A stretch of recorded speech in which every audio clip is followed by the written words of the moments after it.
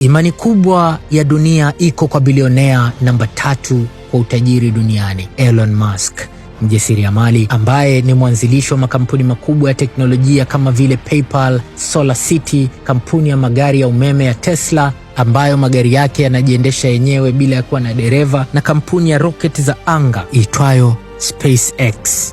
Septemba 27 mwaka 2016, Elon Musk aliitangazia dunia juu ya mpango wake wa kuunda makao ya binadamu katika sayari ya Mars. Katika kongamano la kimataifa la wataalamu wa anga za juu IAC katika mji wa Guadalajara huko Mexico, Elon Musk aliitangazia dunia juu ya kampeni yake hii ya kumhamisha binadamu kwenda akaishi katika sayari ya Mars.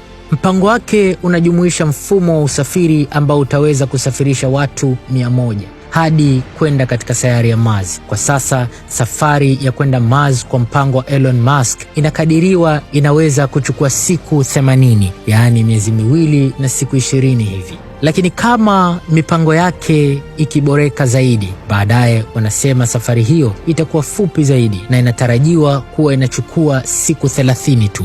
Mwezi mmoja unakuwa umeshafika katika sayari ya Mars. Na gharama ya tiketi ya kwenda katika sayari ya Mars, Elon Musk alisema itakuwa ni dola $200,000 za Kimarekani, sawa na milioni 463,800 za Kitanzania. Hapa ndipo panaponivunja moyo nikate tamaa ya kuwaona wabongo wakinywa supu ya pweza na alkasusu katika mitaa ya Mars.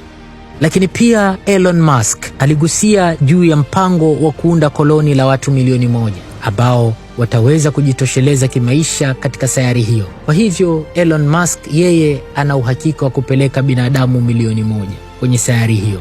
Elon Musk ameweka ahadi ya kwamba mpango huo utachukua miaka 10 tu kutimizwa. Mategemeo yake ni kwamba mwaka 2030 tayari hili litakuwa limeshatimia. Sasa Yesu atakaporudi, vijana wake wengine watakuwa wako huko Mars. Sijui wenyewe watakombolewa na nani.